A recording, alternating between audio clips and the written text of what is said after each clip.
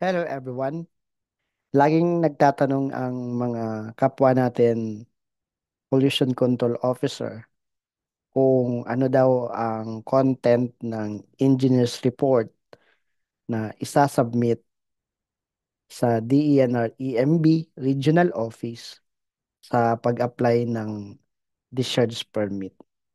Actually, ang sagot dyan, nandun na din naman sa step number 6 ng online permitting and monitoring system. Kung titingnan mo doon sa step number 6 kung saan nag-upload ng mga requirements, nandun din naman yung kung ano ang content ng engineer's report. Sa pag-apply ng discharge permit, ang isa sa mga requirement ay ang engineer's report. At sabi dito sa step number 6 ng online permitting and monitoring system, ang engineer's report natin with at least containing the following.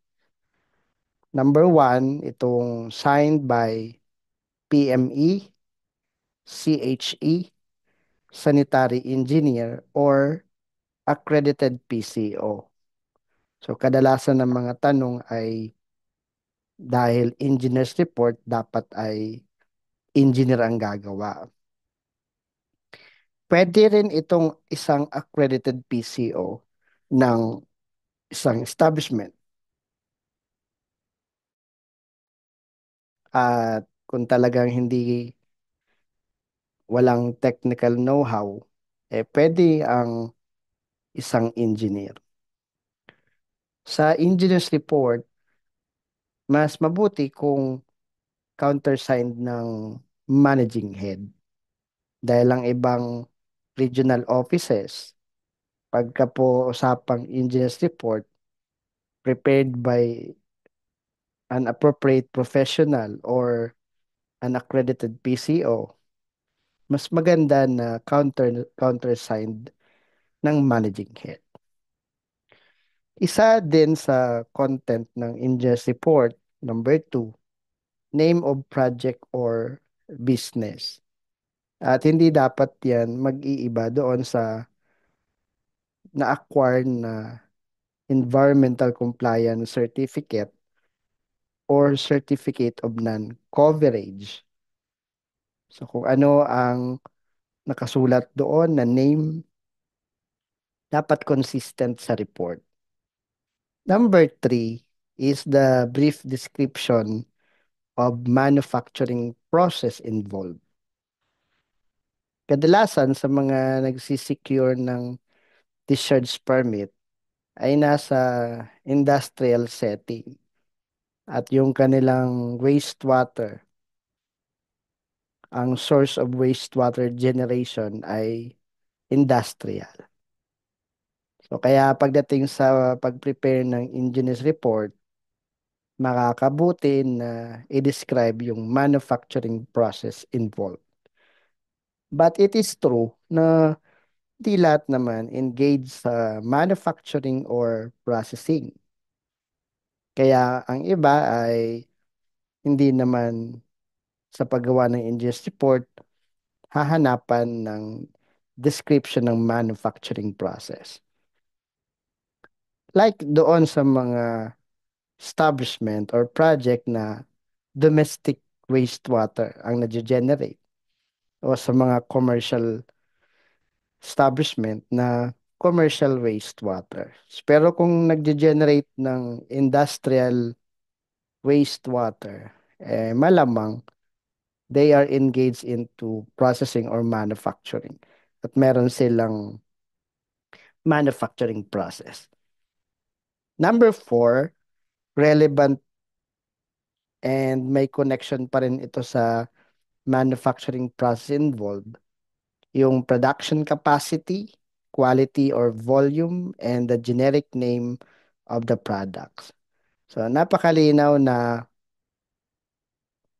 merong processing or manufacturing involved dahil merong mga production.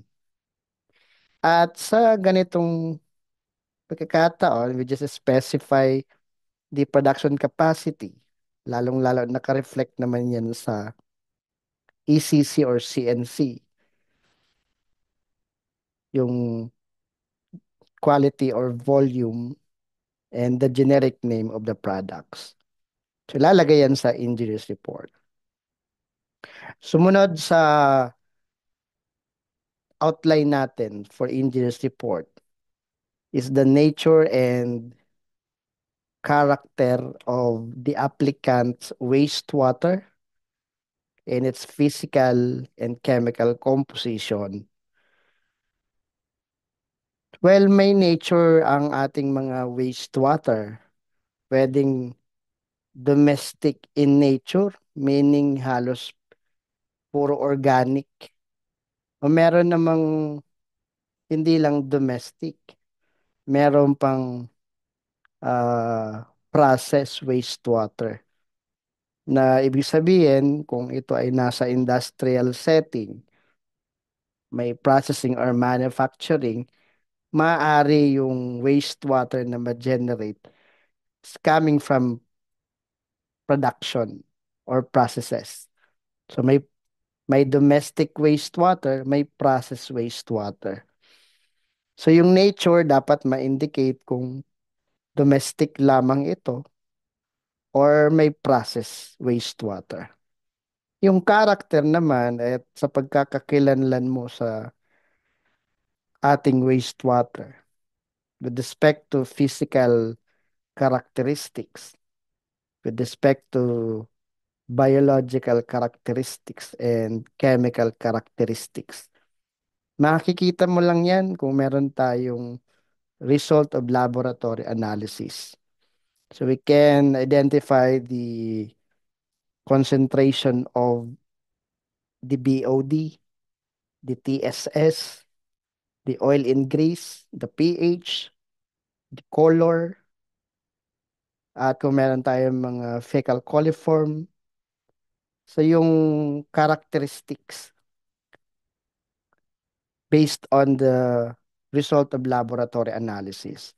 So magandang naka-indicate yan sa engineer's report dahil yan yung information na mahalaga at kung paano magiging safe yung wastewater kapag i-discharge na.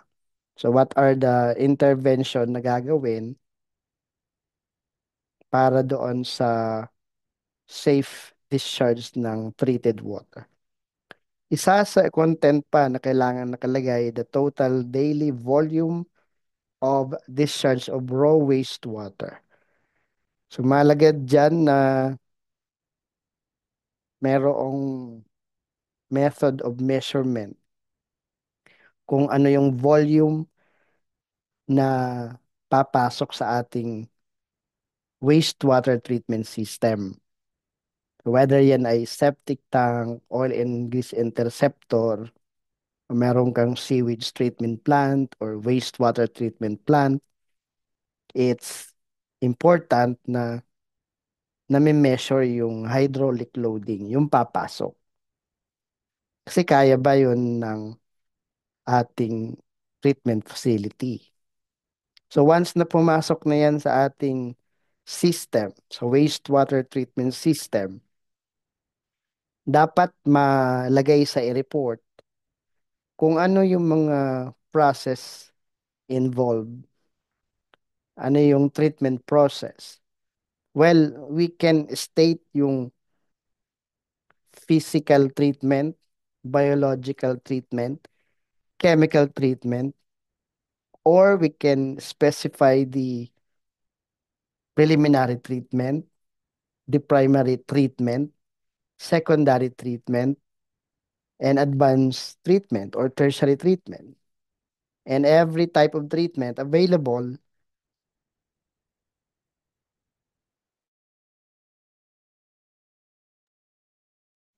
sa mga available treatment, dapat na-estimate yung efficiency removal.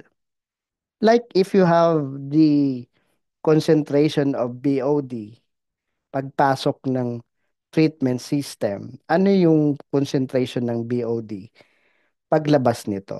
The expected quality of the effluent and other discharge, and it shall meet the standard set by DNR, especially effluent standard. So mahalaga na yung engineer's report will specify the treatment process involved and the treatment efficiency para masabing na-meet yung effluent standard. We have also in our outline, the total daily volume of water consumption and discharge of final treated wastewater effluent. Kung mapapansin mo kasi sa isang establishment, we can consume water for different purposes. Tapos ilan na lang doon yung ititreat and then for disposal. Kaya dapat maging malinaw kung ano yung daily volume of water consumption at kung ilan yung wastewater na papasok sa ating wastewater treatment system at yung volume na lalabas dito. And of course, we have also the name of the receiving body of water and its official water classification. So maraming mga water bodies sa ating bansa. We have rivers, we have lakes, we have seas, may bay, at lahat ng yan dapat sa report ma-provide kung ano yung name ng water body at kung ano yung classification nito. Kung ito ba ay Class B, Class C, para malaman kung ano yung standard na gagamitin. Like if the river is Class C, edi yung BOD standard ay 50. At doon sa binibigay mong quality, it shall not exceed the BOD 50 milligram per liter. So yun, kaya kailangan alam din, ma-provide din sa report yung name of receiving body of water at yung official water classification. Matatagpuan mo yan sa website ng EMB, emb.gov.ph, yung mga classified water body sa buong bansa. We need also to provide information on flow measurement equipment and procedure. So kung merong available flow measuring device sa ating wastewater treatment system, anong klaseng flow measuring device to? At kung papaano nagagamit itong flow measuring equipment, lalagay natin yan sa engineer's report. Kung ito ba ay calibrated din at at kung saan natin ito pinapakalibrate. We have also the information in our report, the commitment of the owner of the project or establishment on the pollution prevention, environmental management system plan or program. So kung meron kang available treatment facility, paano mo masisiguro na it will operate in normal condition? Ano din yung paraan para masiguro na hindi magkakaroon ng implication sa quality ng tubig. So part na dyan ang maintenance sa ating environmental management system plan or program. And of course, we have also to provide the DNR ID number as a hazardous waste generator. Sa report, ini-indicate natin kung ano yung mga possible hazardous waste na pwedeng ma-generate. Pero particularly kung heavy metals. Bakit? Kasi kung meron tayong mga heavy metals that may contaminate the wastewater stream, dapat naka-incorporate sa available treatment process kung paano yun ma-eliminate o ma-reduce. So, meron ka pala diyang mga heavy metals sa wastewater tapos puro conventional treatment lang, di posibleng hindi good quality yung effluent. And nilalagay din dito yung cost incurred in the installation and maintenance of wastewater treatment facility. So ito po yung content ng engineer's report, and I hope may natutunan tayo kung paano ito i-prepare. At kung gusto mong natin makita kung paano yan i-present, you can watch the other videos uploaded. Hanapin nyo lang yung engineer's report for discharge permit. Yan, nakalagay na yan doon sa isang presentation. So if you are looking for an outline in preparing an engineer's report, nandito na yan sa step number 6 ng online permitting and monitoring system. Hindi naman naglalayo. So maraming maraming salamat, and if you want to know more about environmental compliance requirements, please subscribe to this channel, please follow, please like this video, please share this video, and of course you are allowed to comment below kung may mga katanungan at sasagutin natin yan. Maraming maraming salamat everyone, and God bless us all.